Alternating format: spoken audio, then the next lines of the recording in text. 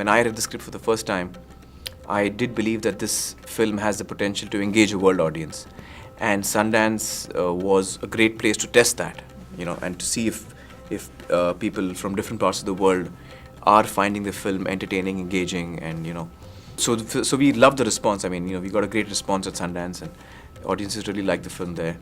Predominantly Americans who watch the film. Yeah, I was wanting to be part of People Live because I just love the script. I found it very funny, very heartbreaking, and heartbreaking at the same time.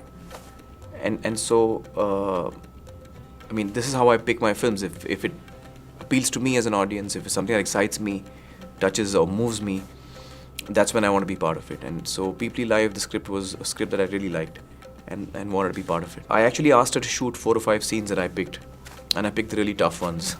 So I asked her to shoot them and cut it and show it to me, and she did that. And I really love what she did. So that gave me a lot of confidence in her abilities to translate what she'd written, on paper onto screen. And so once that was out of the way, I was quite confident of her abilities. And when I saw the first cut of the film, I have to say that I was really impressed, with her work, with the fact that she was able to execute the film in a manner which was so accurate to the script. And that's not often easy.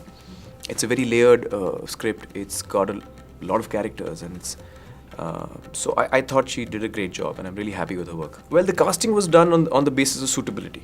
So we weren't really thinking of the names, and I think Anusha and Mahmood, who's the casting director and also the co-director with Anusha, have done a wonderful job on the casting. I think they've been really accurate in picking the actors for each character. And while, as you rightly said, most of them are facing the camera for the first time and are in a film for the first time, but I think they've done a wonderful job. I was actually shooting for Three Idiots while she was shooting for People Live. But I was very much part of the post-production in terms of the process between the first cut and the final cut. I was closely involved with that.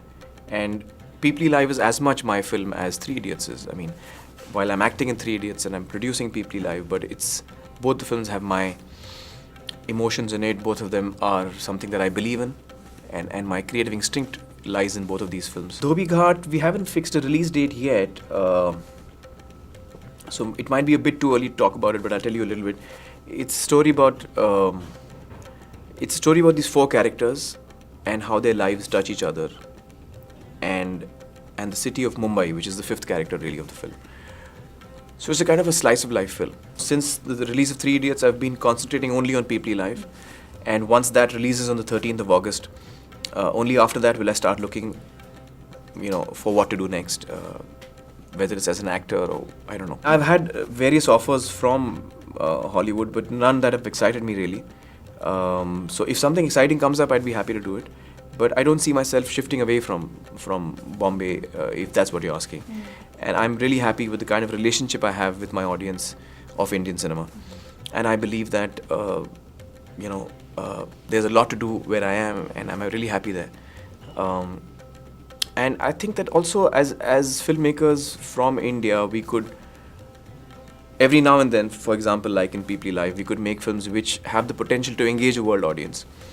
And so in the case of People Live, that's what we're trying. We're reaching out to audiences which are traditional audiences who regularly watch Indian films, but also to audiences who watch world cinema and foreign language films.